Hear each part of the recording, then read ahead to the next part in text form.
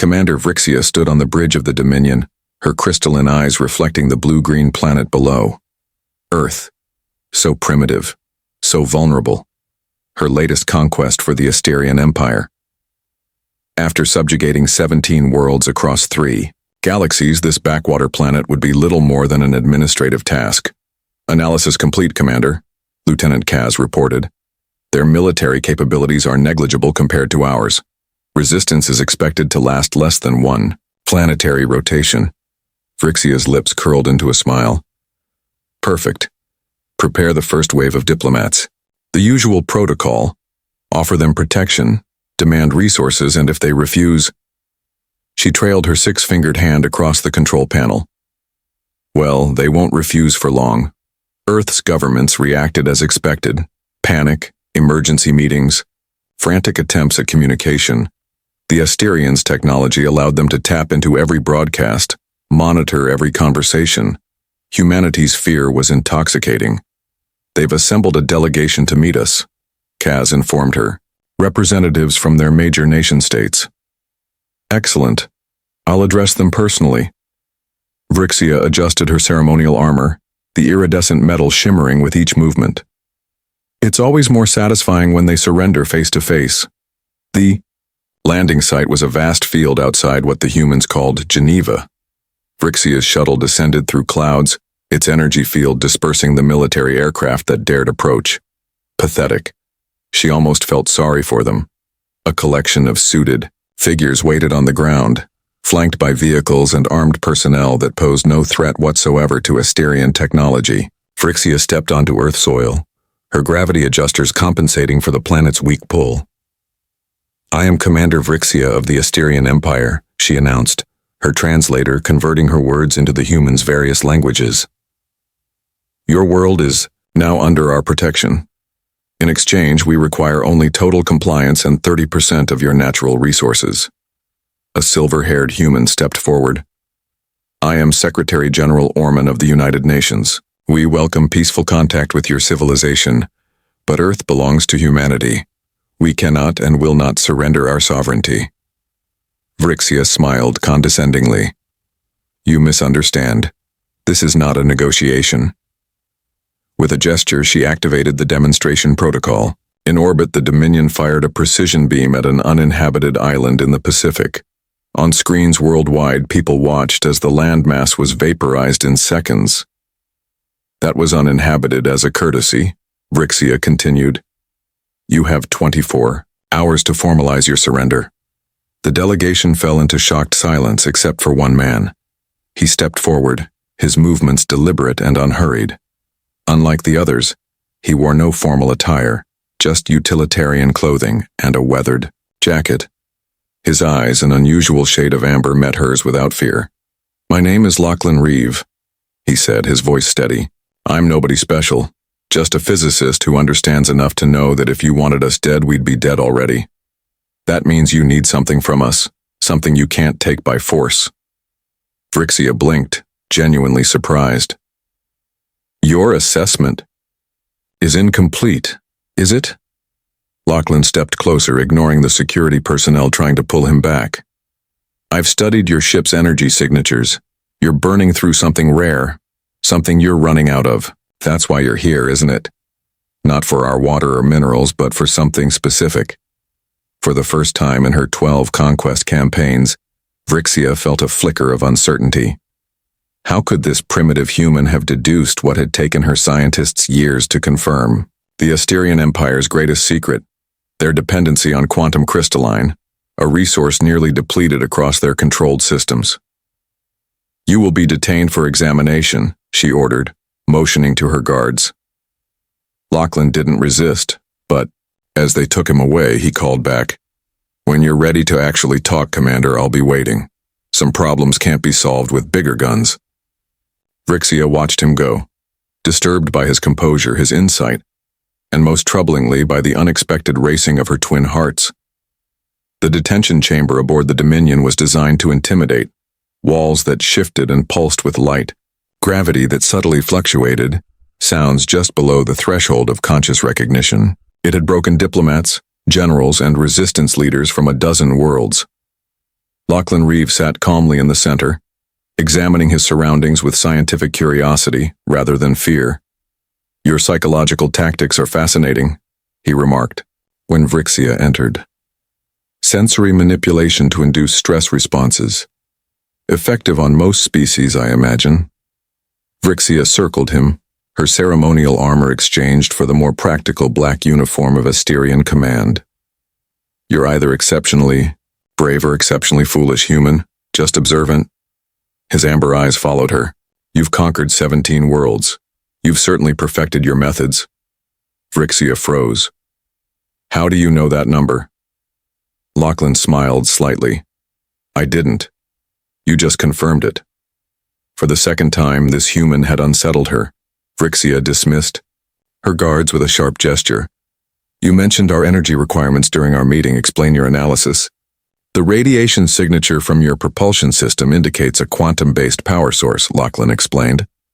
"But there's a degradation pattern consistent with a decaying exotic material. You're compensating with increasingly complex containment algorithms, brilliant engineering, but ultimately a temporary solution." Vrixia narrowed her eyes. "And how would a primitive human recognize such technology?" "Because I've been working on something similar." Lachlan leaned forward. "What you call quantum crystalline, we've been experimenting with as a theoretical energy source. We call it vertex matter." "Impossible." Vrixia pressed a hand to the wall, bringing up holographic displays of Earth's technological capabilities. "Your species hasn't advanced enough to discover it conventionally, no," Lachlan interrupted. "But 15 years ago something crashed in the Arctic. A piece of debris perhaps from one of your previous conquests? My team has been studying it ever since." Vrixia's mind raced. The Terrari campaign. A minor resistance had managed to damage an Asterian cruiser before being subdued. Some wreckage had been unaccounted for, presumed lost in deep space. "If what you're saying is true," she said carefully, "then you understand why we need Earth's reserves." "I understand that you're desperate," Lachlan replied. "But enslavement isn't your only option. We could collaborate, share knowledge." Vrixia laughed coldly. "Collaborate? With a species that still burns fossil fuels?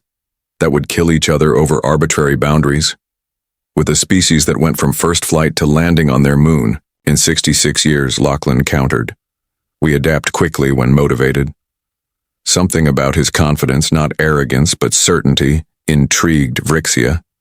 In hundreds of years of conquest, she'd never considered any species as potential equals, yet this man spoke as though they were peers.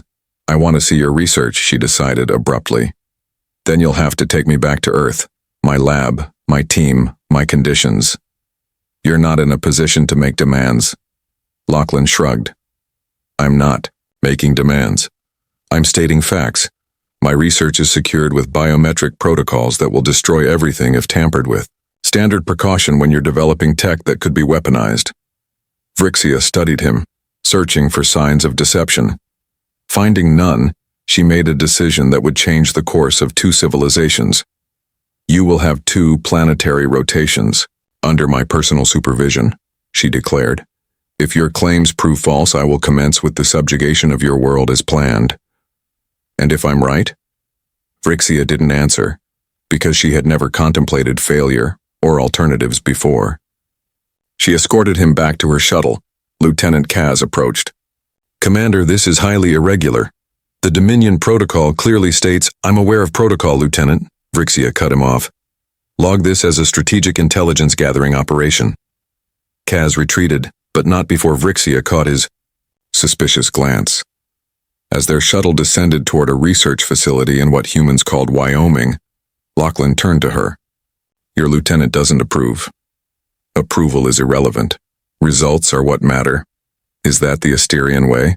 Results at any cost?" Vrixia looked away from his perceptive gaze. "We were not always conquerors," she said quietly. "Necessity drove us to it."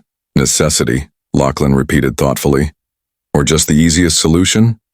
The research facility nestled in Wyoming's mountains was a stark contrast to the sleek Asterian technology. Utilitarian concrete and steel, protected more by obscurity than by force. As Vrixia followed Lachlan through security checkpoints, she noted the nervous glances from human personnel. They knew what she was.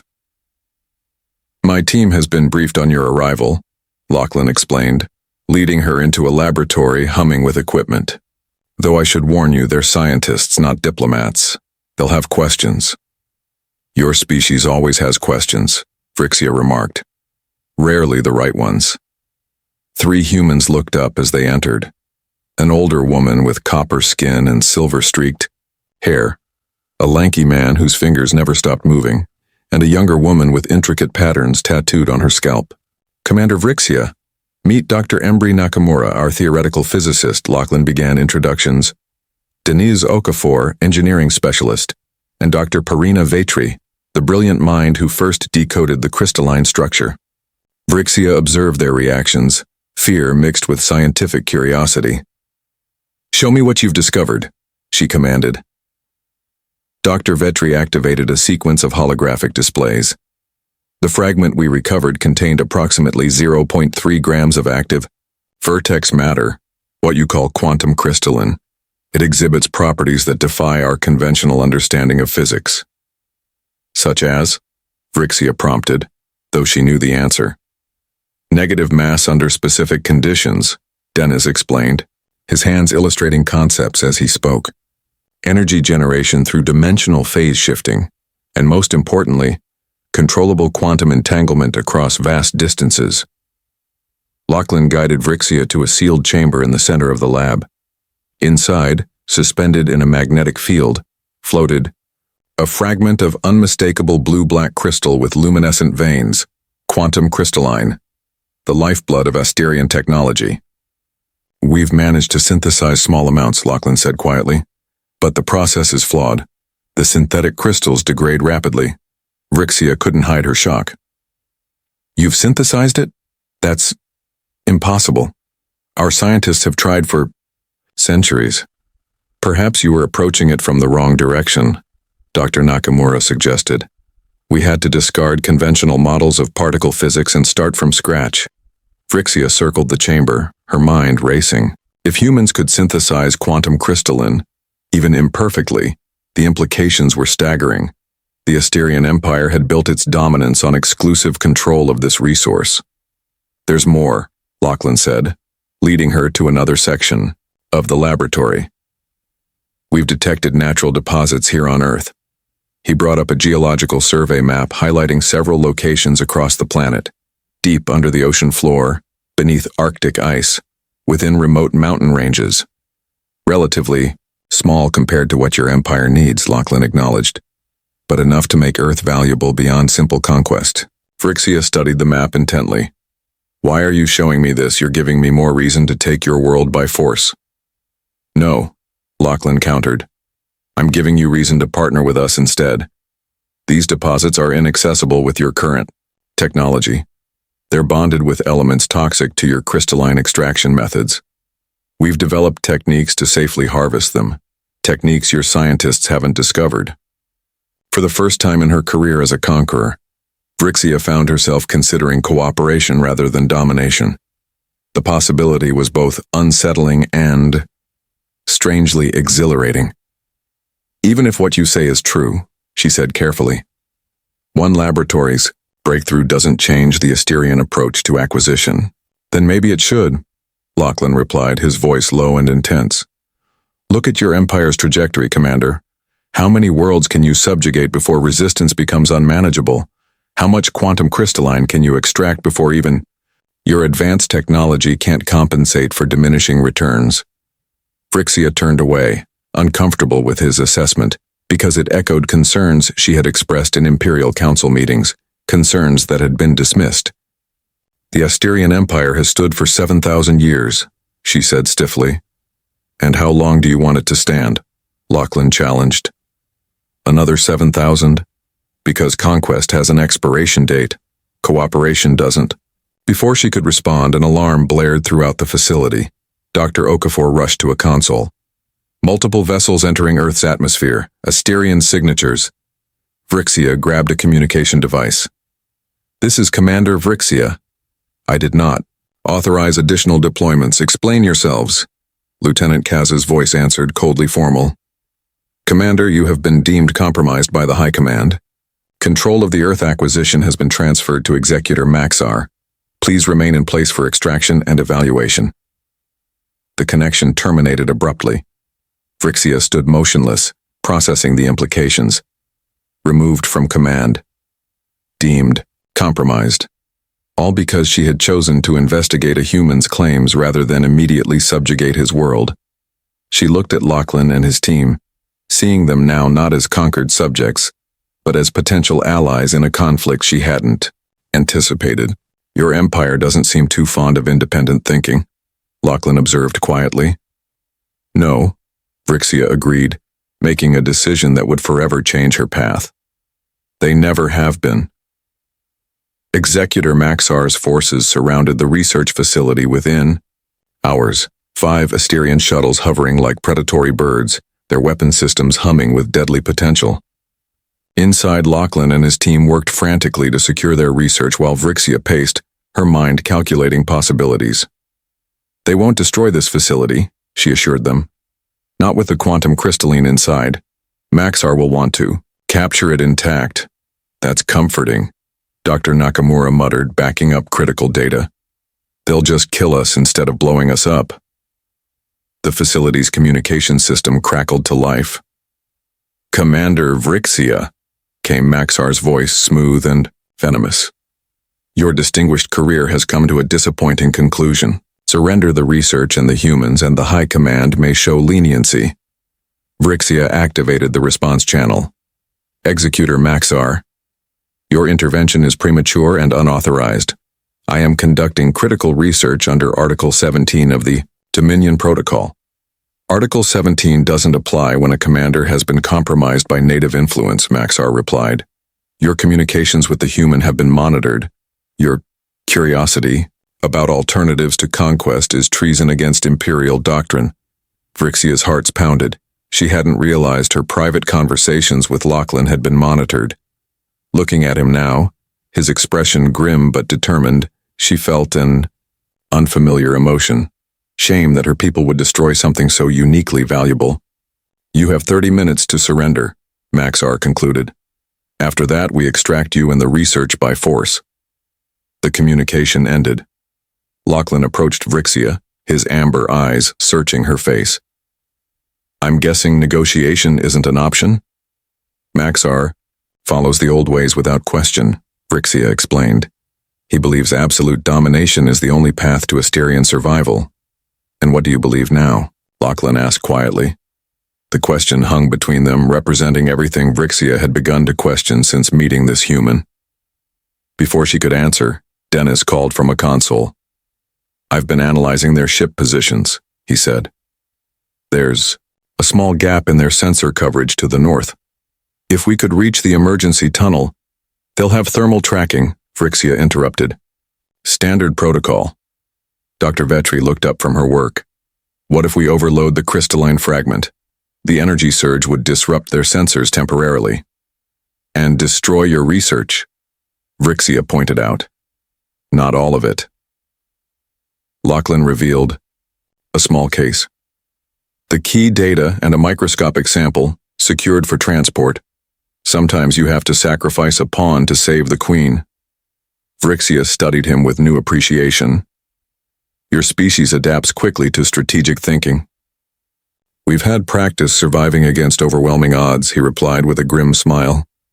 They worked rapidly, preparing the overload sequence while gathering only the most essential equipment. As the minutes ticked down, Vrixia removed her command, insignia and communication implant. They can track me through this, she explained, crushing the devices under her boot. Once I do this, there's no return to my former position. I am, what's your expression, burning bridges. Committing treason to help an alien species, Lachlan noted. Why?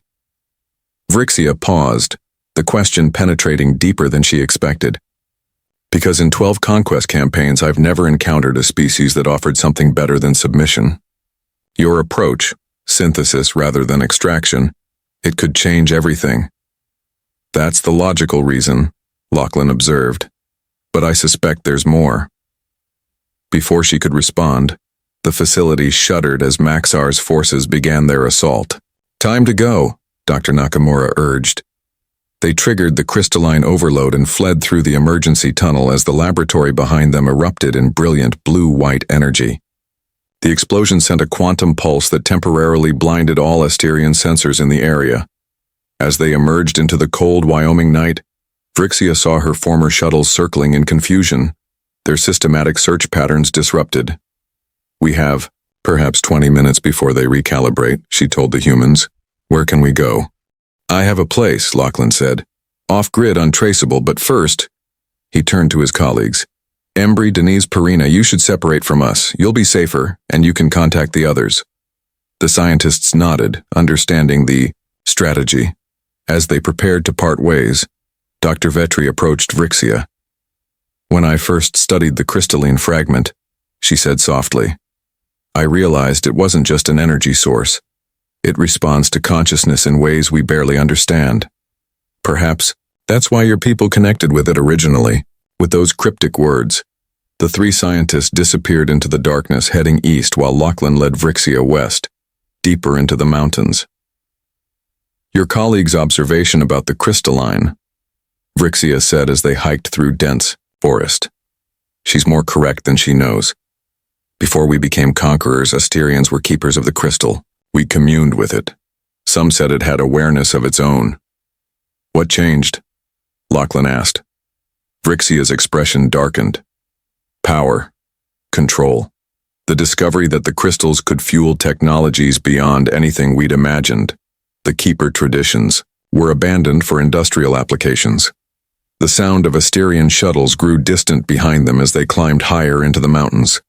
Ahead, barely visible in the moonlight, stood a small cabin, weathered by years of exposure. Not exactly up to Imperial standards, Lachlan apologized as they entered the rustic structure.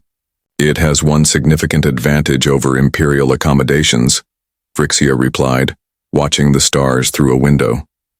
Freedom to think. The cabin sat perched on a cliff edge, overlooking a vast wilderness of pine and spruce.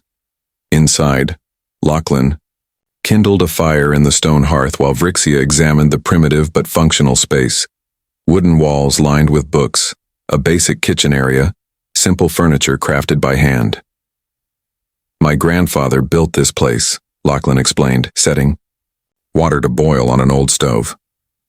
No electricity, no communications, just a place to think. Vrixia ran her 6 fingers along the spines of books, physics, astronomy, philosophy, poetry. You come here to isolate yourself from your own kind? To gain perspective, he corrected, handing her a steaming mug. It's tea. Non-toxic to your physiology according to your own medical scans. She accepted the drink cautiously. How do you know what our scans revealed? Your shuttle's data systems weren't as secure as you thought. A small smile played at the corner of his mouth. I uploaded a passive monitoring algorithm when you first brought me aboard. Instead of anger, Vrixia felt an unexpected surge of admiration. You continue to surprise me, Lachlan Reeve. They settled before the fire, the crackling wood filling silences between their conversation. Outside, snow began to fall, further insulating them from pursuit. Maxar will eventually find us, Vrixia acknowledged. Asterian tracking technology is persistent. Then we use what time we have, Lachlan replied. Tell me about your world, Vrixia. Not as a commander, but as someone who once believed in something before conquest. The request caught her off guard. No conquered species had ever asked about Asterian culture beyond understanding their military capabilities. Yet something in Lachlan's gaze, genuine curiosity without fear, compelled her to answer. Asteria was once a world of crystal forests, she began, her voice taking on a softer quality Lachlan hadn't heard before.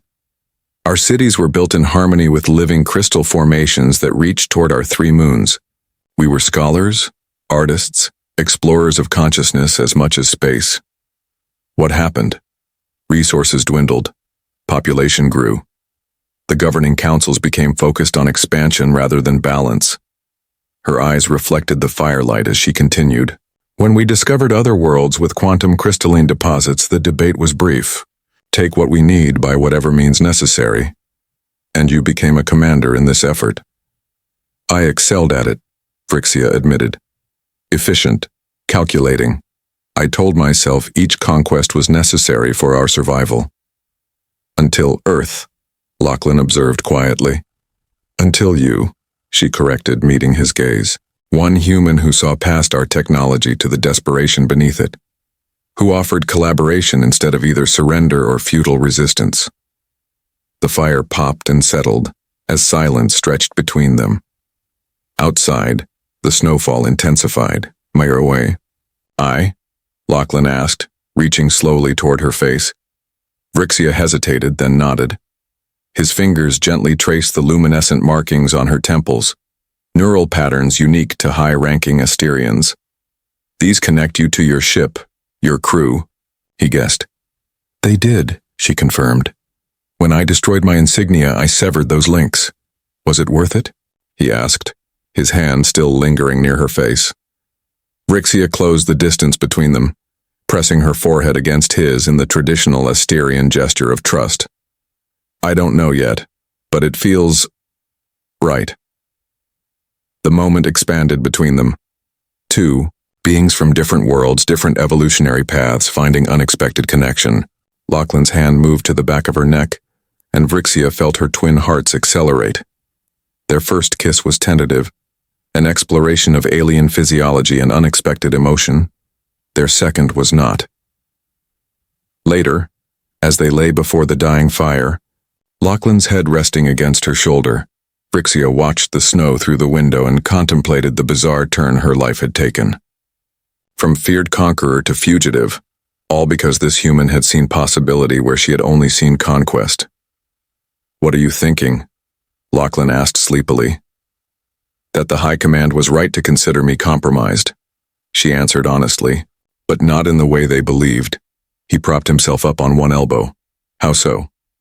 They think I've betrayed Asterian interests by exploring alternatives to conquest. But the true compromise was allowing our civilization to become dependent on taking, rather than creating. She touched his face, marveling at how quickly she'd adapted to human expressions. You've reminded me what Asterians once were, and what we could be again.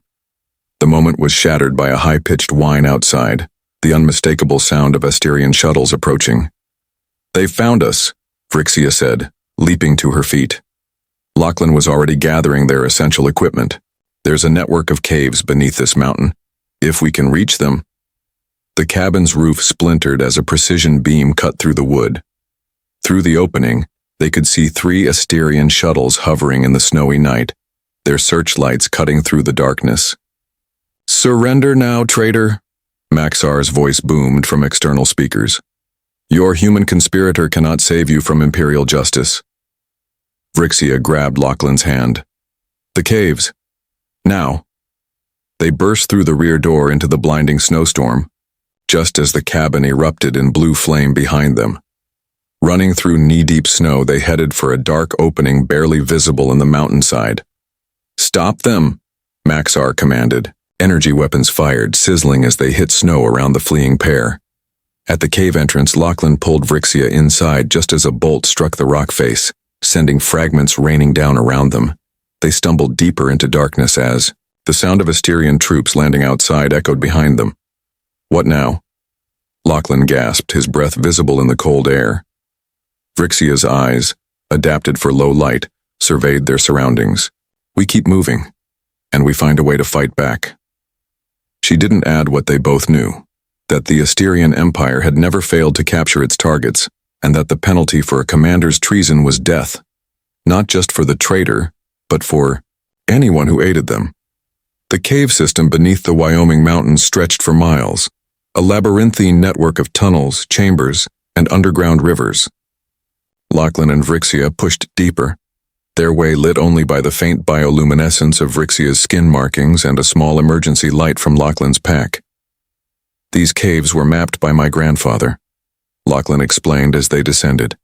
He discovered something down here that he never fully explained in his journals, just cryptic references to the heart of the mountain and light beneath light.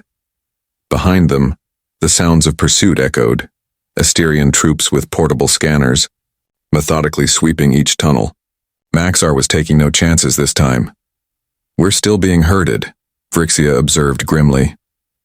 "Maxar is driving us deeper, containing rather than capturing immediately." "Why would he?" Lachlan began, then stopped abruptly as they emerged into a vast underground chamber. Oh. Before them stretched an impossible sight, a forest of crystal formations glowing with the unmistakable blue-black luminescence of quantum crystalline. Some columns reached 30 feet high, others spread in delicate web-like patterns across the cavern walls. The air itself seemed to vibrate with energy. "A natural growth chamber," Vrixia whispered in awe. "I've only seen reconstructions in historical archives. Before we began mining the crystals, they grew like this on Asteria." Lachlan approached one of the smaller formations, his scientific mind racing. "This explains everything. The unusual geological readings, the energy signatures. My grandfather detected Earth isn't just another conquest with minor deposits. It's a living crystalline incubator. And Maxar knows it," Vrixia realized. "That's why he wants me eliminated and your research destroyed. The High Command doesn't just want Earth's resources. They want to ensure humans never understand what they possess."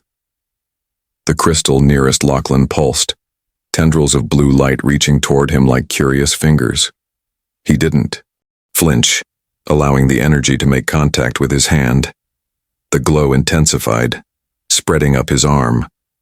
"Lachlan." Vrixia moved toward him in alarm.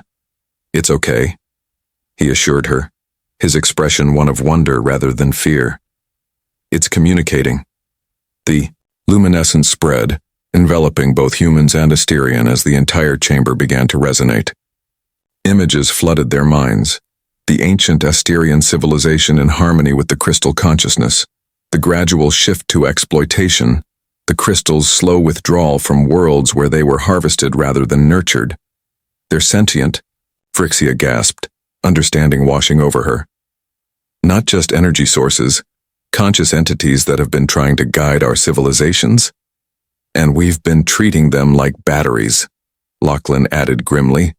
The sound of weapons being primed broke their communion with the crystals. At the chamber entrance stood Executor Maxar with a dozen elite troops, their faces expressionless behind tactical helmets. "Magnificent," Maxar said, surveying the crystal forest.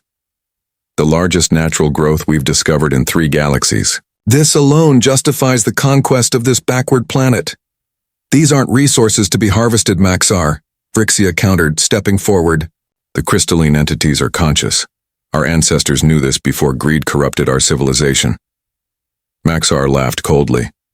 "Spare me your newly discovered conscience, Vrixia. You conquered 17 worlds without such philosophical concerns." "I was wrong," she admitted, her voice strong with conviction. "We all were. There's another path, symbiosis rather than exploitation. These humans have already begun to understand what we've forgotten." "Irrelevant," Maxar dismissed with a wave. "The human will be processed for his knowledge, then eliminated. You will face the High Council for your treason. The crystals will be harvested, the Empire will continue." He raised his weapon, pointing it at Lachlan. No more delays. No more conversation. Time seemed to slow for Vrixia. In that moment, seeing Maxar's contempt, Lachlan's defiance, and the glowing consciousness of the crystals all around them, everything became clear. The path that had led her across galaxies as a conqueror had been leading her here. Not to another victory, but to redemption. She lunged forward, placing herself between Lachlan and the weapon. "If you want him, you go through me." "Gladly," Maxar snarled, energy building in his weapon. But before he could fire, the chamber erupted in blinding light. Every crystal formation pulsed in unison, sending waves of energy radiating outward. The Asterian troops stumbled, their neural implants overwhelmed by the sudden surge. Lachlan grabbed Vrixia's hand. "The crystals are protecting us." Maxar fought against the crystal influence, his face contorted with effort. "This Changes. Nothing, he growled, raising his weapon again. Vrixia felt Lachlan's hand tighten around hers as the crystal's energy flowed through them both. Knowledge unfolded in their shared consciousness, the true nature of the crystalline entities, their purpose in guiding evolutionary paths across galaxies, their sorrow at being torn from their growth chambers and consumed. It changes everything, Vrixia replied, her voice resonating with new authority. She stepped forward, the crystal energy surrounding her like an aura. By the ancient rites of Asterian communion, I challenge your claim to command. Maxar's eyes widened in recognition of the ritual words. You dare invoke the Keeper's challenge? You are a traitor, not a keeper. I am both, Vrixia declared. And the crystals recognize me. As if in confirmation, the crystalline formations pulsed again, their light concentrating around Vrixia. The Asterian troops lowered their weapons, ancestral memory overriding their military training. No Asterian could ignore a legitimately invoked Keeper's challenge. It was written into their oldest laws, predating even the Empire itself. Maxar stood alone, his weapon still raised. The High Command will never accept this primitive interpretation of our laws. They won't have a choice, Vrixia countered. Not when they learn what these crystals have shown us, that continued harvesting leads to extinction.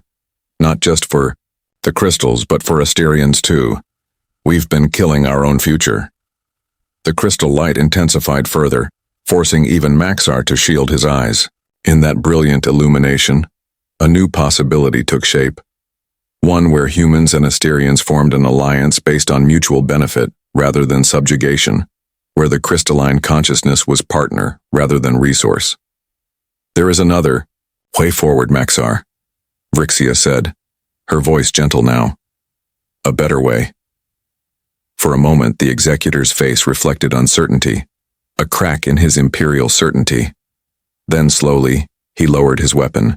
The High Command will want to examine these findings directly, he said stiffly, struggling with concepts that challenged millennia of imperial doctrine. They will, Vrixia agreed. But first, we stop the invasion of Earth. Maxar hesitated, then gave a curt nod. I will order a temporary cessation of operations. But know this, if your claims prove false, the conquest will resume with greater force. As Maxar retreated with his troops to communicate with the fleet, Lachlan turned to Vrixia, his amber eyes reflecting the crystal glow. Did we just stop an interstellar invasion? Temporarily, she cautioned.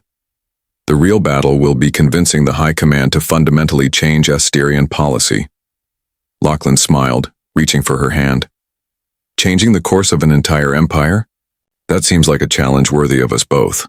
The crystalline formations pulsed in apparent agreement, their light creating a bridge between two beings from different worlds who had found something neither expected, understanding, respect, and something more profound that transcended their biological differences.